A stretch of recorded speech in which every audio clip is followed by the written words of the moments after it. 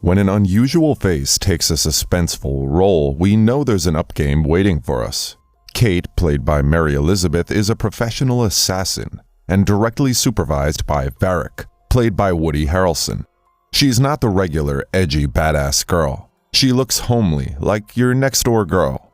Varic himself has the most misleading appearance and personality. You will readily assume him to be innocent or career-driven departmental head. He has no rough edges, nothing to suggest the griminess of the story portrayed. A pink ice cream bus drives Kate and Varic into an industrial area in Osaka, Japan, where he gives her concluding instructions on a task. It's delicate.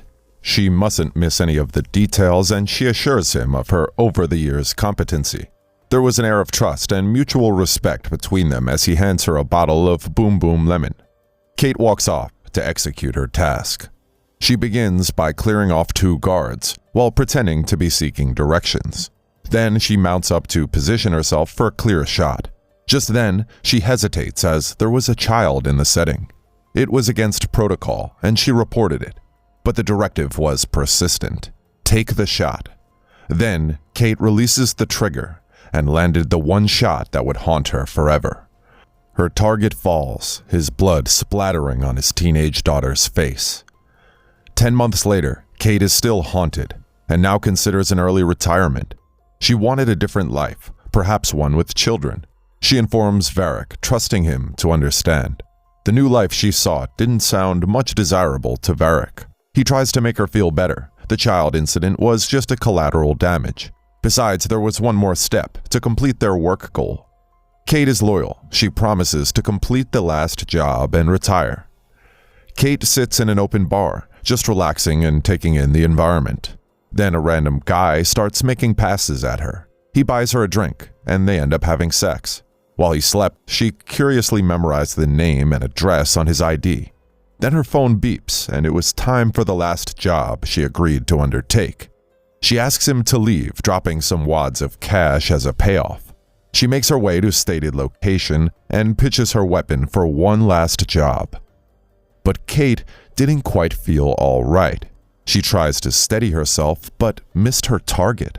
The target is now whisked off, and as they try to screech off to safety, Kate takes repeated shots. It's her last job, and she's bent on delivering. Her body gave way. She is definitely sick, vomiting and staggering. Kate manages to steal a car from a trio of youngsters on the street. As she kicks the car, it was all lit, a bright pink costumed car for a bride. Now Kate is fleeing a crime scene in an outstandingly lit car pursued by cops. She feels woozy and suffers a collision, her life replayed in her eyes. Varic had picked her as a child, introduced himself as her handler, and groomed. He was her mother, father, best friend, instructor, coach, and all. Kate wakes up in the ER and is told she has acute radiation syndrome. She had been exposed to some levels of polonium-204. It was a death sentence, and a quick flashback brought her to the only careless moment she had, that drink with a stranger. She was dying in a matter of hours. But Kate wasn't going to die, not just like that. She breaks out of the hospital, stealing a doctor's robe and an officer's gun and some relief injectables that may sustain her a few hours. Her first point of call is the stranger's address. She demands for the reason for poisoning her. It turns out he was hired by Kazuha Sato of the Kojima clan. He and his girlfriend had been slaves of the Kojima clan, and poisoning her was their exemption task. The thought was that it was only done to buy access to a new life, and that was relatable. Kate spares them. Her health is deteriorating fast. She crushes some tablets in their bathroom and drinks it. All she could ask for was Boom Boom Lemon, her favorite drink. Next, Kate visits Varic and explains her situation. He understands her rage. Polonium-204 was an endgame. She demands to know who her target was, and understood his name is Kojima, and the target she killed in front of a child was his younger brother. Kate understood the plot. It was revenge, but she was vengeful too as she set out to kill Kojima. Varic directs her on how to find Kazuha Sato, and off she goes to the Black Lizard restaurant. Kate improvises a silencer for her pistol from a shop and proceeds to the exclusive restaurant. She shoots her way through. Sato owns up to ordering the poisoning based on orders. When he couldn't provide Kojima's location, she shoots him too. As she questions the last man in the room, backup security arrives. She uses him as a bait to get them to drop their knives until a squeeze on her trigger reveals there's no bullet left. A bloody fight ensues and Kate is left bloodier than when she arrived. A terrified last man standing mentions Ani-chan, Kojima's niece. While he speaks, Kate plunges one loaded injectable drug into her thigh. Then she goes to find Annie. There is a jam-packed club. She sights Annie dancing among her peers and her face clicks. She was the same girl whose father's blood was splattered on her face. Kate attacks the unexpected security details and drags a foul-mouthed Annie out of the club. Annie escapes outside the club, and after a hot pursuit, Kate caught her again. In a lonely back alley, she demands that Annie calls Kojima, but Annie didn't have his number. They have no communication link. However, she mentions Remji, Kojima's top advisor. Annie calls Remji and Kate instructs that Kojima must be at the marketplace in 1 hour, or else she kills her. Annie continues to curse and insult Kate, who didn't really care. Remji mobilized his men to go to the location with a rather odd directive to his headman Shizo: kill the girl. A bloodstained and deteriorating Kate continues to pull Annie around the market area, a task that was becoming tougher than it looked. When Annie asked to pee, Kate knew she needed the time too. First, they pick some bandages and stuff from a shop where Kate yet asks for her Boom Boom Lemon. Then they entered a public bathroom where Kate binds her bleeding body with fresh bandages, trims her hair short, Japanese style, and ties Annie to the lever at the back of the toilet while stuffing her mouth with a towel. She leaves her there, trusting it was safer for the child. Out in the marketplace, she sits at a barbecue shop and orders 2 chickens. Remji's men arrived. Shizo demands for Annie and Kate demands for Kojima.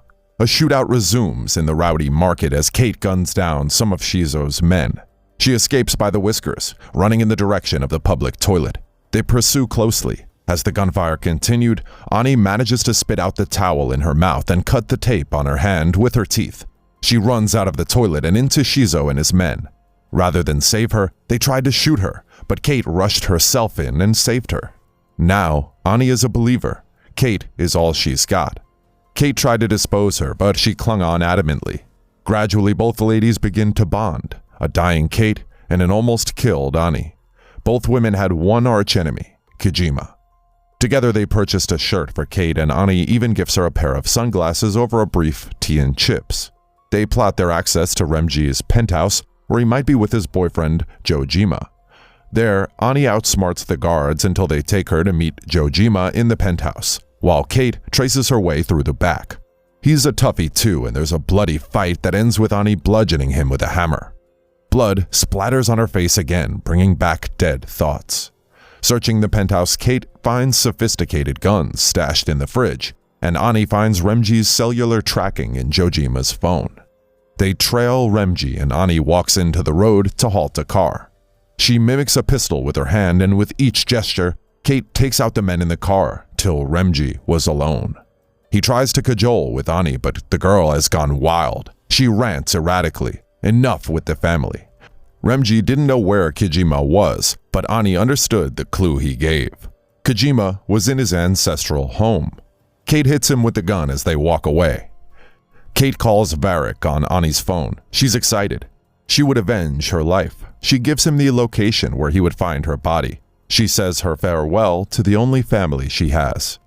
Annie flags a cab and they head to the house in the hills. It was an emotional ride for Annie. At the old family house, Kate advises Annie to forget her rage and find a good life. She bids her farewell and walks in to kill and to die. She meets an unshaken Kojima in the house. He tells her they're both victims. She's been played by Varic, and he's been betrayed by Remji. He didn't give the orders to poison her, Remji did. Varic was the partner, and she got poisoned as a witness that mustn't exist. While they unraveled their circumstances, Varic arrived at the front of the house, seeing Annie. He successfully informs her that Kate killed her father, and wasn't being friendly. Kate emerges from the house to see an enraged Annie. Her efforts to explain were cut as Annie fired, brushing the side of her head. She falls. Varic drives off with Ani. They arrive at Remji's office and Varic accuses Remji of poisoning his girl without his knowledge. Remji did it because Kate wanted to retire. Varic was sure he would have convinced her otherwise. He refers to Ani as his future. There is a handshake between Remji and Varic. Kojima walks to a dying Kate and gives her the last injectable she dropped inside his house. That could buy her another hour. Together, they had a common purpose. On their ride to Remji's office, she gets her last boom boom lemon. Kate and Kojima arrive at Remji's penthouse. She's covered in blood, skin looking burnt from the inside, eye bloodshot. Yet she managed to strut with a cigarette in her mouth and Ani's sunglasses on. There's no sexier dying person, ever. There's heavy firing as the security tried to stop them. Varic goes with Ani and some men and asks Remji to deal with Kojima. Kojima challenges Remji to a sword honor fight to claim the position he wanted. Kojima agreed and he kills Remji. Kate shoots her way through Varic's men. Her body was speedily shutting down. She meets Varic with a gun to Ani's head. It was a kill and kill situation, undoubtedly. When Kate manages to steady her trembling hand, they both hit each other in the stomach. Varic dies in the seat he fell into, and Kate dies in Ani's hands, a contented death. Thanks a lot for watching, guys. If you like this video, please consider subscribing to our channel. I'll be back with another interesting movie recap. Until then, take care.